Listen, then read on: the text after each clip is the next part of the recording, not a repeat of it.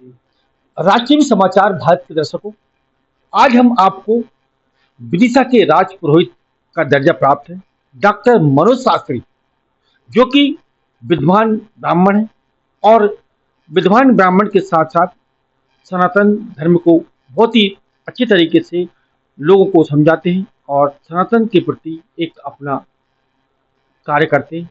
उन्हीं से हम आपको मिलवा रहे हैं।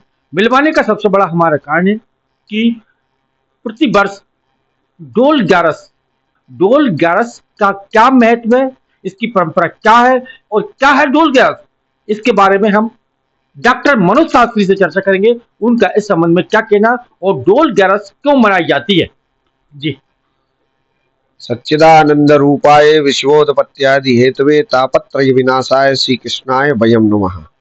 महानुभाव, भारतीय संस्कृति और सनातन धर्म के अनुसार भाद्रपद मास के शुक्ल पक्ष की जो एकादशी है वह पद्मा एकादशी, जलझूलनी एकादशी, फूल डोल एकादशी और डोल ग्यारस के रूप में पहचानी जाती है। साधारण भाषा में जनमानस इसको जानता है कि ये डोल ग्यारस के रूप में पहचानी जाती है। देखो, आपके मन में अगर इस प्रकार के विचार है कि ये केवल गणेश जी के विसर्जन करने के लिए तिथि है, तो ऐसा नहीं। गणेश जी का विसर्जन तो आप करते ही करते हैं, लेकिन इसके साथ साथ डोल ग्यारस का जो पावन पर्व है वो भगवान बालकृष्ण एकादशी किससे संबंधित है? भगवान नारायण से संबंधित। ये क्या है? पद्मा एकादशी। पद्मा एकादशी इसका नाम विष्णु सहस्त्र नाम में भगवान का एक नाम पद्म के रूप में उत्कीर्ण है, उसके नाम से इस एकादशी को पहचाना जाता है। इस एकादशी पर भगवान लड्डू गोपाल, भगवान राधा कृष्ण अपने मंदिर से निकलकर, जिस प्रकार शरद पूर्णिमा पर चंद्र की रोशनी में दरवाजे के बाहर ठाकुर जी विराजित होते, उसी प्रकार ठाकुर जी डोलों पर विराजित होकर, कुछ मंदिरों के जो डोल की परंपरा है उन पर विराजित होकर बैत्रवती के पावन तट पर जाते हैं। ये तो परंपरा चली रही थी। इसी परंपरा के अंतर्गत हम सबका सौभाग्य था कि विदिशा नगर में एक विद्वत मूर्ति जिसे पूज्यपाद प्रातः स्मरणीय पंडित विश्वनाथ शास्त्री जी महाराज के रूप में जाना जाता, उन्होंने इस देवमयी का कार्य को और अधिक श्रेष्ठ बनाने के लिए रामलीला के तत्वावधान में एक अभिनव प्रयास किया। जिस प्रकार आप उदयगिरी की परिक्रमा उनके माध्यम से देखते हैं, जो कार्तिक में नौमी पर निकलती है, संपूर्ण डोलों को एकत्रित करके धर्म किस प्रकार से बढ़ाया जा सकता है, उस प्रयास को करने के लिए उन्होंने रामलीला के प्रांगण के समीप विमानों की पूजन की व्यवस्था की। ये तो चली रही है परंपरा। प्रतिवर्ष विदिशा नगर में जो श्रेष्ठ पद पर बैठे हुए अधिकारी हैं, चाहे वह कलेक्टर महोदय हो, चाहे वह एसपी महोदय हो या अन्य कोई अधिकारी महोदय हो, वो उस पूजा को रामलीला मेला समिति के सदस्यों के साथ संपादित करते। ये वर्षों से ये परंपरा चली आ रही। वहां से पूजन होने के बाद डोल पहुंचते हैं बैत्रवती के पावन तट पर। अब सुनिए आप, उसमें जो गणेश जी रहते हैं, उन गणेश जी को तो मानसिक संकल्पना के साथ लोग बाग बैत्रवती में विसर्जित कर देते हैं, लेकिन राधा कृष्ण या लड्डू गोपाल जो रहते हैं उनको बैत्रवती के जल से स्नान कराया जाता है, उनकी सेवा आराधन पूजन की जाती है।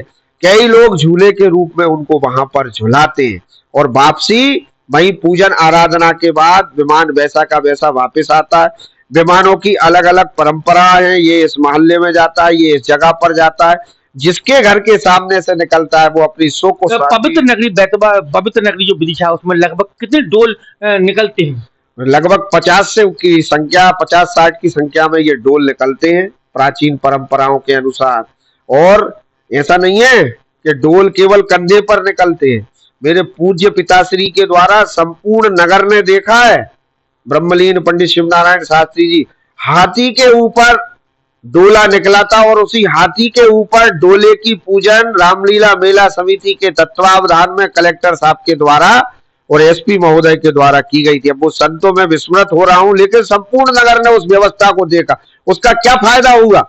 जिसके घर के सामने से वो हाथी निकला, द्वार पर आकर वो गोद भरते थे, लेकिन एक एक मंजिल भोक में से उस विमान पे गोदी भरी गई थी नगर निवासियों के द्वारा। कुछ लोगों के मन में ये शंका है, कुछ लोग ये जानते हैं कि ग्यारस के दिन भगवान गणेश जी का विसर्जन किया जाता, तो क्या मानते हैं इसको? लोगों को आप किस तरीके से बताएंगे कि डोल ग्यारस के दिन भगवान श्री गणेश जी का विसर्जन नहीं होता, बल्कि विष्णु भगवान जो ग्यारस के रूप में मनाए जाते हैं उनकी पूजा अर्चना कर बेतवा नदी के तट पर जाकर उनको नहलाकर वापस किया जाता है। इसके बारे में थोड़ा सा लोगों देखिए, को मैं आपके जो मत भ्रम आ रहा है ना, उस विसंगति को मैं आपको दूर करता हूँ। मैंने आपसे को बताया, भाद्रपद शुक्ल चतुर्थी से गणेश उत्सव प्रारंभ होता है, जो अनंत चतुर्दशी के दिन तक चलता है।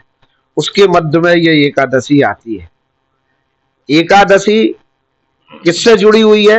भगवान कृष्ण से। ब्रह्म वैवर्त पुराण को यदि आप पढ़ेंगे, उसका स्वाध्याय करेंगे, तो कृष्ण ही गणेश हैं और गणेश ही कृष्ण हैं। इस कारण से ये एकादशी भाद्रपद शुक्ल पक्ष में जुड़ी हुई है डोल 11 के रूप में। ब्रह्म वैवर्त पुराण में इससे संबंधित आख्यान उत्कीर्ण है। तो कृष्ण ही गणेश है और गणेश ही कृष्ण है। अब गणेश को कृष्ण और कृष्ण को गणेश मानकर भारतीय संस्कृति के अनुयायी होने के कारण आप गणेश जी की सेवा आराधन पूजन कर रहे थे। चूंकि ये संकल्पित कार्य होता है, देवता का विसर्जन कभी नहीं होता। देवता तो देवीय शक्ति है, लेकिन आपने एक संकल्प लिया था कि मैं आपकी इतने दिन सेवा करूंगा, इतने दिन आराधना करूंगा, इतने दिन पूजन करूंगा। उस परंपरा का निर्वहन करने के लिए आप सोच सकते हैं, लक्ष्मी के साथ गणेश है, विष्णु के साथ गणेश है, गणेश कहीं विसर्जित होते हैं? ये हमारे मन का संकल्प होता है। उस संकल्प की पूर्ति के निमित्त हम उनकी आराधना करते हैं।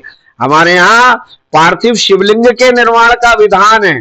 शंकर जी का जो शिवलिंग है मृत्तिका के रूप में, उसके प्रतिदिन निर्माण का विधान है। श्रावण में हम करते हैं कि नहीं, जगह जगह पार्थिव शिवलिंग बने थे, उनका विसर्जन होता है शिवलिंग का। तो ये पार्थिव प्रतिमा है, मृत्तिका से संबंधित प्रतिमा है। उस मृत्तिका से संबंधित प्रतिमा का विसर्जन करने के निमित्त हम लोग जाते हैं। लेकिन कृष्ण ही गणेश है और गणेश ही कृष्ण है। उस कारण से ये पद्मा एकादशी भाद्रपद शुक्ल पक्ष में आती है, जिसे हम डोल 11 के रूप में जानते हैं। चलिए, तो आपने सुना, हमारे साथ डॉक्टर मनोज शास्त्री जुड़े हुए थे, जो कि विदिशा में इनके पास राजपुरोहित का दर्जा है। तो इन्होंने बताया कि अक्सर भक्तों के मन में ये विचार होते हैं, हमारे मन में भी ये विचार था कि डोल 11 के दिन भगवान श्री गणेश जी का विसर्जन मनाया जाता है।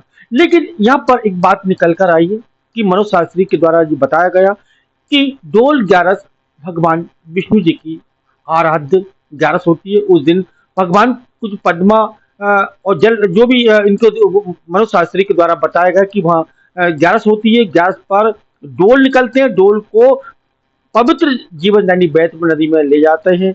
वहां पर विसर्जन नहीं किया जाता उनका, उनको नहलाकर पुनः वापस लाया जाता और जहाँ से डोल उठते हैं भगवान विष्णु जी के, वहां उनकी पुनः स्थापना की जाती है। तो ये मनोज शास्त्री हमारे साथ जुड़े हुए थे, उन्होंने 11 और डोल 11 के बारे में बताया।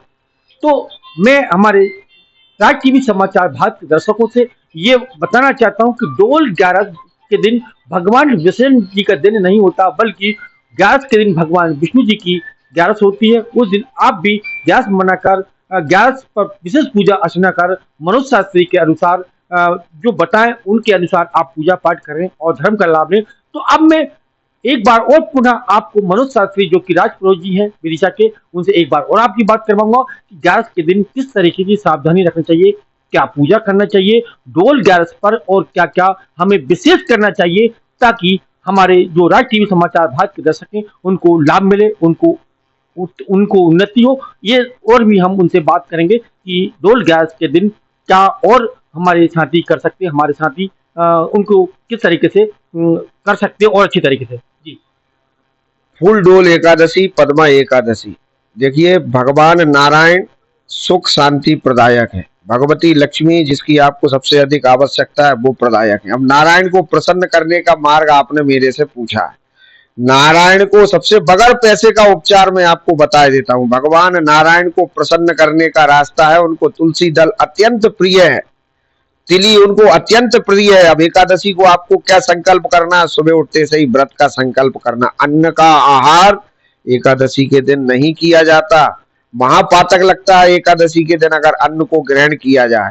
फलाहार करिए, और ऐसा नहीं कि आपको भूखा मरना है। वर्तमान परिवेश ये कहता है कि शरीर कैसे सुदृढ़ रहे, उस शरीर की सुदृढ़ता के लिए आपसे जैसे ढंग से बन सके, एक समय फलाहार करके, निराहार रहकर, दोनों समय फलाहार करके, जल का आहार करके, दुग्ध आहार करके, जो भी आपसे बन सके उस प्रकार से करिए। भगवान नारायण को पंचामृत से स्नान कराइए। पंचामृत यानी दूध, दही, घी, शहद, शक्कर, शुद्ध घृत आदि आदि साहित्यों से उनको स्नान कराइए।